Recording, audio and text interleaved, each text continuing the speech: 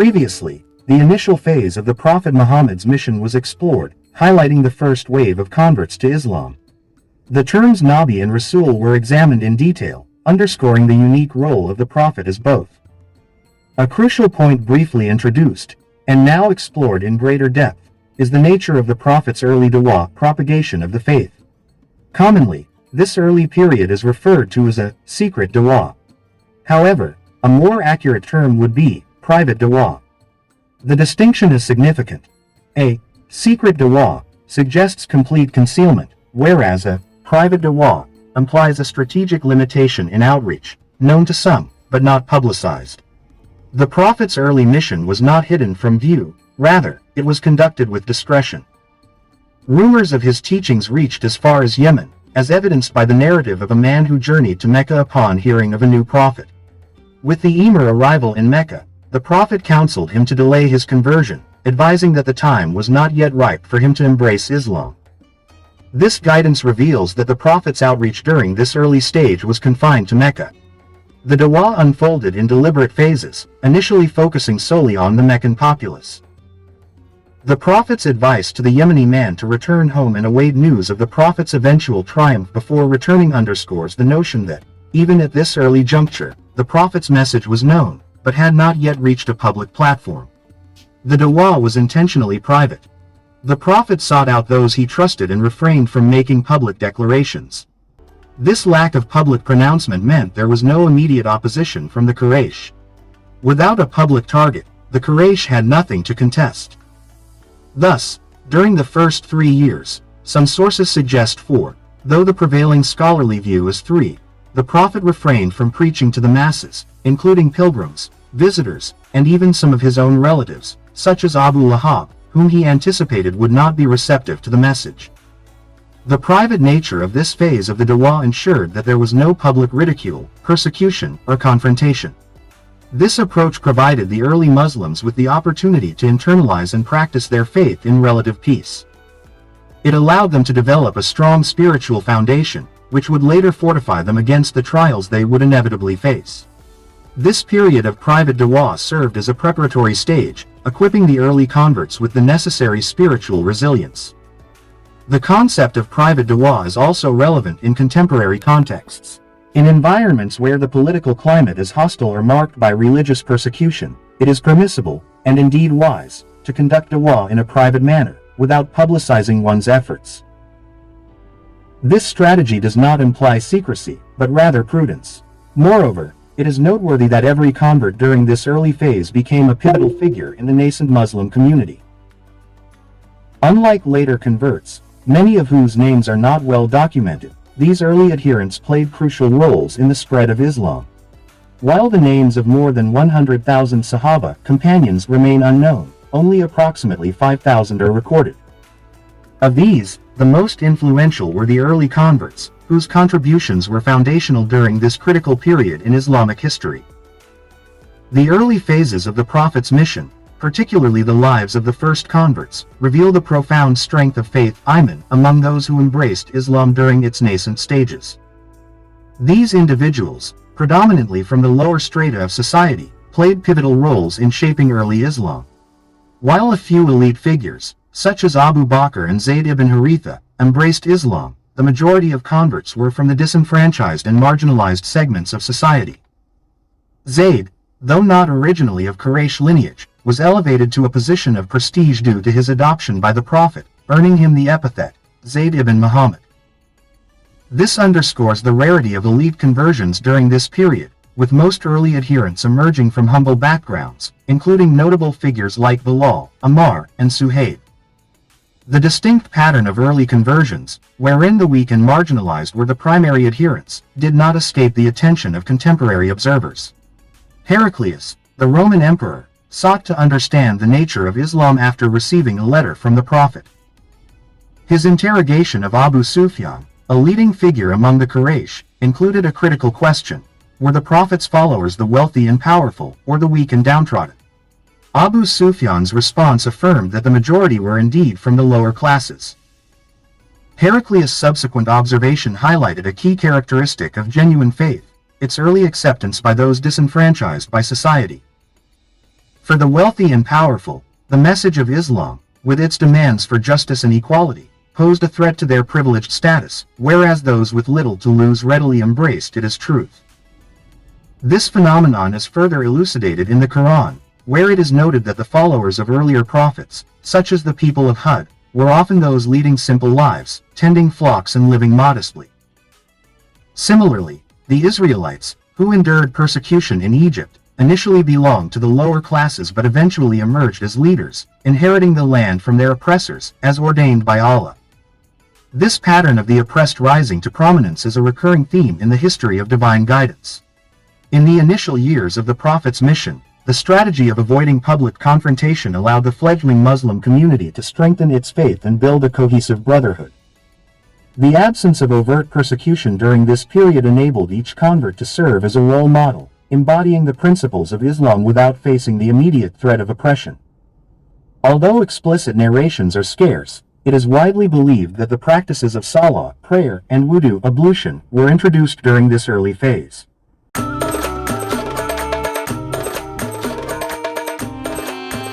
These acts of worship, though initially voluntary, became obligatory later, during the night journey, Isra and Miraj. By the time the 5 daily prayers were mandated, the Prophet and his followers were already proficient in the rituals, having practiced them regularly.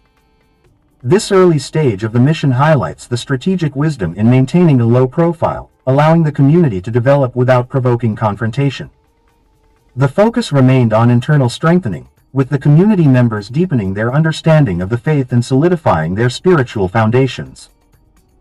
This approach, while avoiding immediate conflict, laid the groundwork for the eventual public declaration of the message, ensuring that the early believers were well prepared for the challenges that would arise as Islam gained more followers and faced increasing opposition.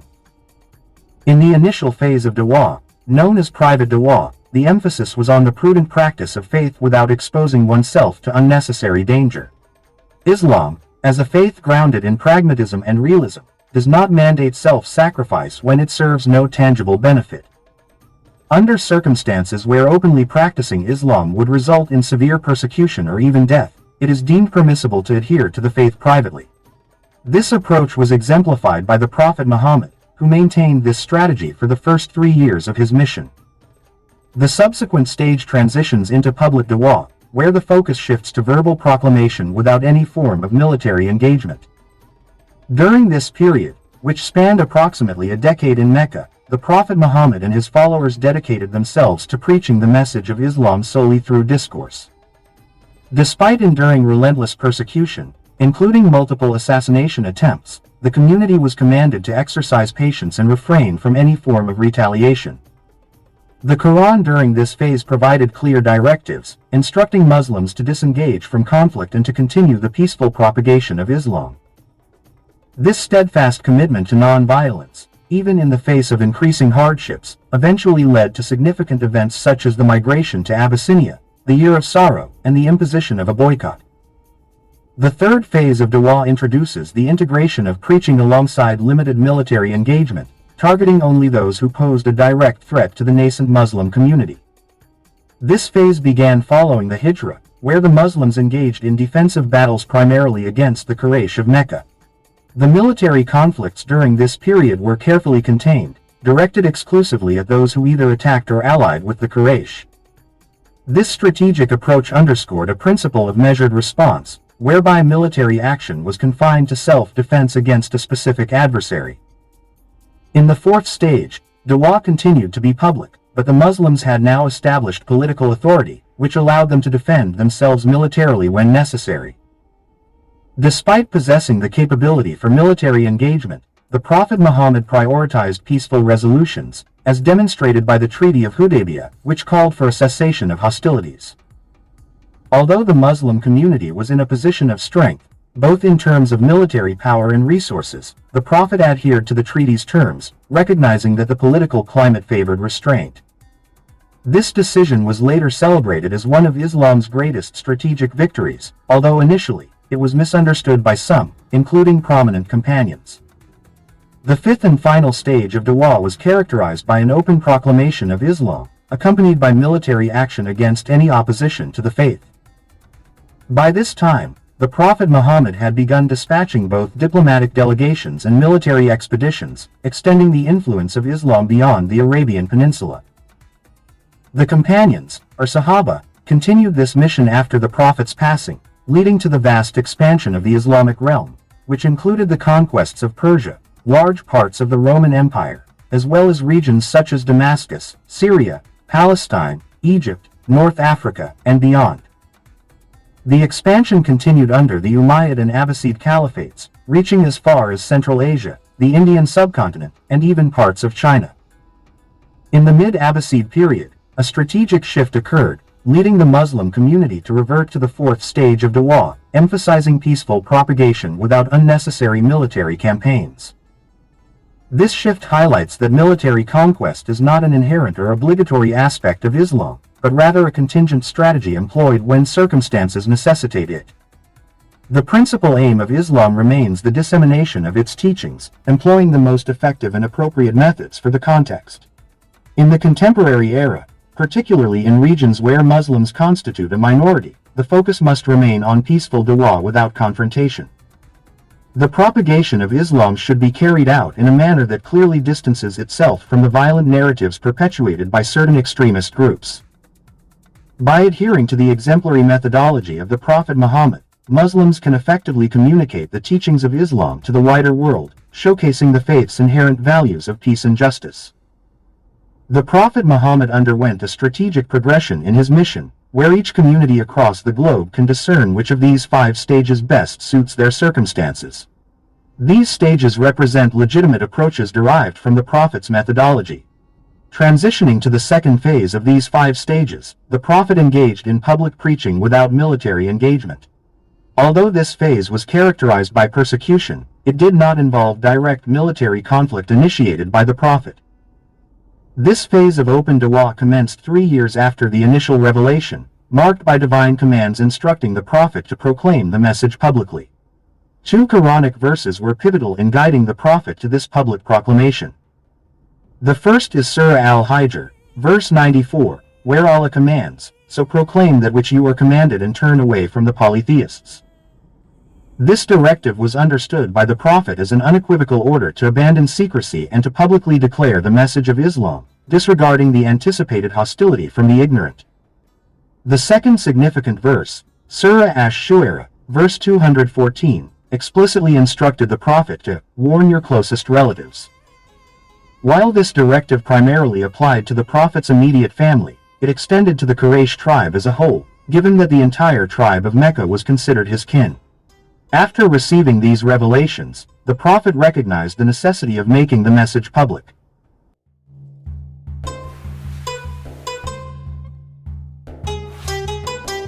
Historical records suggest that he did so in a 2-stage process. Initially, he addressed the Banu Hashim, his immediate clan, who were part of the larger Quraysh tribe, which comprised several sub-clans, such as Banu Muttalib, Banu Abd Shams, and others. These sub-clans shared a common ancestry, with their lineage tracing back 4 or 5 generations, creating a tightly knit tribal structure where everyone was well acquainted with each other's familial ties. The Prophet first invited his immediate family members, the sons of Hashim and Abd Manaf, to a gathering at his home. He instructed Ali, who was then a young boy, to prepare a modest meal consisting of a small portion of meat and some broth.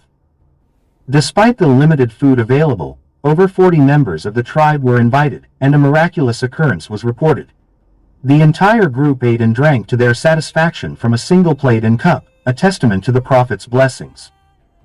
However, sensing that the Prophet might publicly announce his mission, Abu Lahab, one of the Prophet's uncles and a senior figure in the tribe, quickly interrupted the gathering.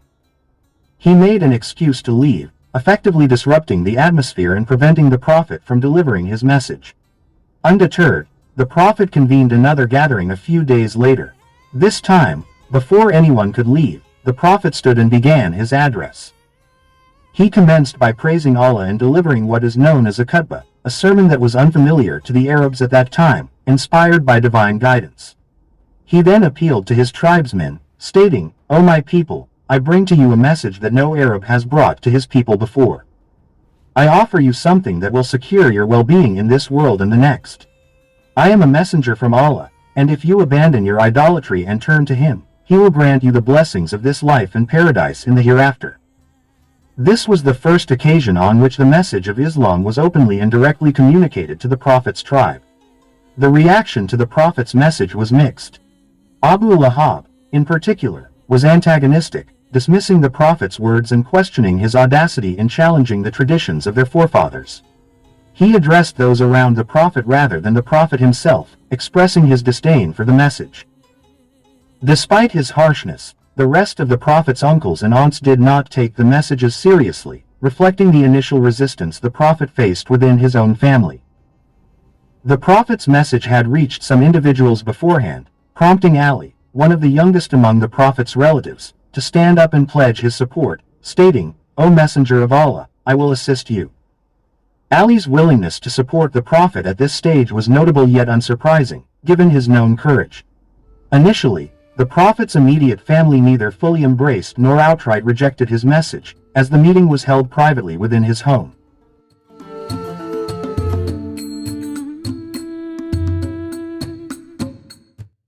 The only family member to publicly express dissatisfaction was Abu Lahab. Shortly thereafter, the Prophet took his message to the broader public of Mecca. This critical development is recorded in Sahih Bukhari and is a well-established part of Islamic history. The Prophet ascended Mount Safa, which was significantly taller in his time compared to its present height.